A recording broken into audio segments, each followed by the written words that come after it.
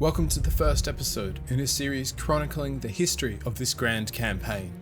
While history has diverged from 1066, our story begins in the year 1170.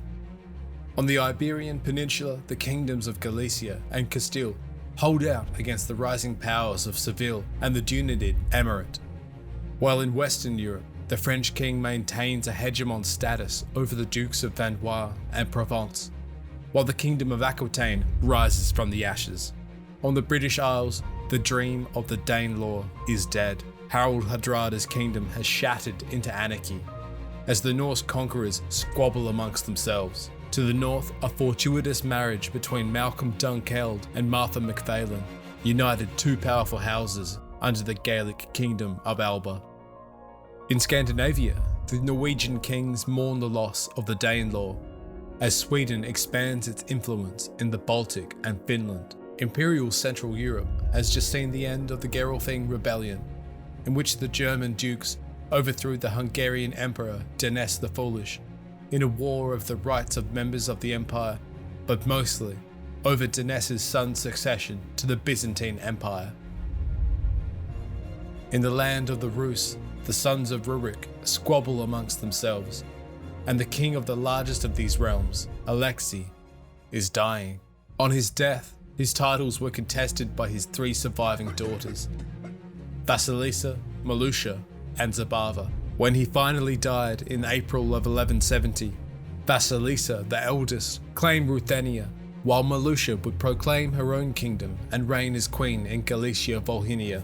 However, Zabava, the youngest daughter, claimed the kingdom had been promised to her by her late father years before. Together with the help of her husband, Thomas Vodsalik, they raised a force of 3,000 mercenaries. Using her father's promise that she alone should rule as pretext, Zabava invaded Ruthenia in 1171. Zabava landed just south of Kiev at the end of July and defeated the hastily assembled forces of Vasilisa at the Battle of Kiev. On receiving word of the defeat, Vasilisa fled the city to her sister in Galicia Volhynia in an effort to raise an army capable of repelling Zabava's invasion. However, Malusha would not raise her forces against her sister. Instead, she formally recognized Zabava as the rightful sovereign of Ruthenia. Queen Zabava ruled for 12 years and died in 1183, passing her titles to her daughter, Goslava. At 19 years of age, she showed no interest in ruling, delegating much of her responsibilities to her father Tomas, who lavished titles and lands on his Croatian mercenary captains in return for their loyalty. By 1190, a coalition of dissatisfied Ruthenian lords revolted against the reign of their absentee queen. Grand Princess Maria Rostov and Igor III of Pereslavl raised their forces and marched on Kiev. Tomas immediately mobilized his forces, catching the overconfident Igor as he attempted to cross the Dnieper. With both sides taking similar losses, Igor was nonetheless prevented from crossing, and the rebel armies remained divided. Maria's forces moved from the north and attempted to capture Kiev, but Tomas and his beleaguered forces arrived just in time to defend the city and successfully repelled Maria's assault. However, Tomas was mortally wounded in the fighting and died shortly after. With news spreading like wildfire of their benefactor's demise, the Croatian mercenaries and Goslava evacuated, and the city of Kiev was surrendered to Maria and her forces. Maria was elected to the vacant rulership of Ruthenia by 1191, but the kingdom had been severely weakened. The borders of the kingdom had been increasingly unguarded and under threat. In the south, the Pekeneg Khan, Kura, had occupied Ruthenian lands and raided far into the territory, extracting a vast tribute from local lords. To the north, a warlord by the name of Tilmark II had been plundering lands in the northeast with little to no resistance. Under the reign of Maria, this was to change. In 1201, Khan Kura, under pressure from the Byzantine Emperor Almos II, converted to the Orthodox faith and agreed to stop raiding his fellow Christians. While in the north, efforts proved insufficient to combat Tilmark. In mid-1203, he besieged the city of Suvorov Maria's son and heir, Dmitry of Khorestan, led a force from Matensk to relieve the city, and in the battle that ensued was slain in combat. The news of the young prince's death sent shockwaves through the Ruthenian court. By the summer of 1204, a force of 6,000 had been raised near Matensk, to be commanded by the Grand Prince of Gardénas, Svetozar. Ryazan was captured in August of 1204, but Tilmark had pulled his army further north to buy himself more time to assemble his forces. Svetozar, on receiving scout reports of Tilmark's army moving north, set out in pursuit with his 6,000 men.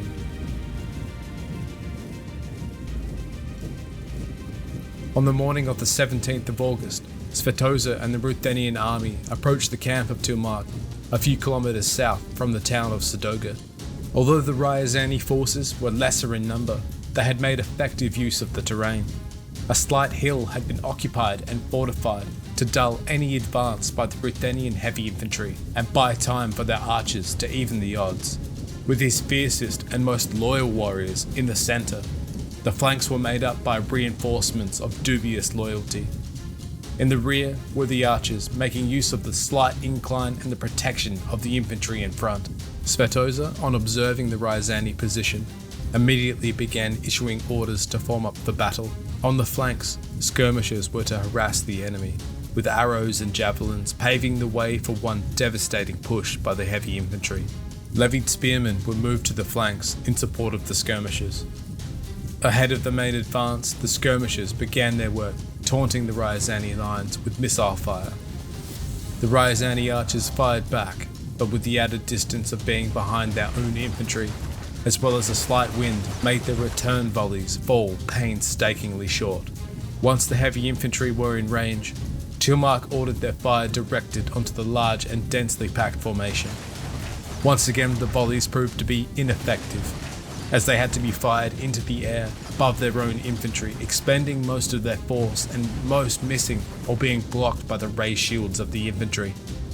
The huge battering force of Ruthenian infantry crashed into Ryazani lines, and a fierce melee raged. When the sides disengaged, the less disciplined troops took this for the beginning of a retreat and rushed forward to press the enemy, but in doing so, exposed themselves to the combined forces of the Ruthenian spearmen and skirmishers. The simple advance of the Ruthenian flanks was enough to get these forces to fall back across the barricades, in doing so sparking a panic in the archers to the rear, who also promptly began falling back. Witnessing this, the ill-disciplined forces continued their retreat, exposing the flank of the Ryazani centre. The Ruthenian infantry re-engaged the centre, and again a bitter melee ensued, but the levied spearmen began pouring into the newly exposed flank of the enemy. Seeing this, the will of the army wavered, and when word spread that Tilmark had been struck down, they fled before they were surrounded. With the way now clear, Svetozar had now secured the surrender of Sadoga and the last major centre of Ryazani resistance. On entering the city, he imprisoned Tilmark's wife, Juoksaka, and his son, Sirka Kozlov. Following her conversion to Christianity, Juoksaka was released and allowed to rule as regent following her husband's death. Sirka accompanied Svetozar back to Khorestan in the summer of 1205, and following his conversion and completion of his education in Khorestan, he would be allowed to return to Ryazan. While military success propelled the Rostovs to the throne, diplomacy would keep them there. Maria's grandson, Boris, was married to the granddaughter of the Hungarian queen, Ames Arpad, a dynasty whose reach extended all the way to the emperor of the Byzantines. While her second son, Boris, was married to the daughter of Dobrogast of Kuravia, a powerful Polish noble with ties to the empress of the southern Baltic Empire. To the east, the steppe nomads staked out vast kingdoms. Mordvinia prospered under the rule of Balaam I, while further east, the kingdom of Permia subjugated the neighbouring tribes under Khatun Azrava, commanding a territory stretching from the banks of the Volga River to the Urals. By 1213, Maria's health was in decline, and she died later that same year, aged 74, having ruled for nearly 2 decades. Her reign marks the beginning of the Ruthenian primacy over the other Rus territories still held by the Rurikid dynasty, including the Kingdom of Galicia-Volhynia, as well as the principalities of Novgorod, Smolensk, Nizhny Novgorod, and Polotsk. At the dawn of the 13th century, it will be up to Boris to consolidate the power of Ruthenia and contend with an ever-changing world. Hey, thanks for listening this far. If you like this content, please help other people find it by liking and commenting. I hope you enjoyed watching this as much as I enjoyed making it. Cheers.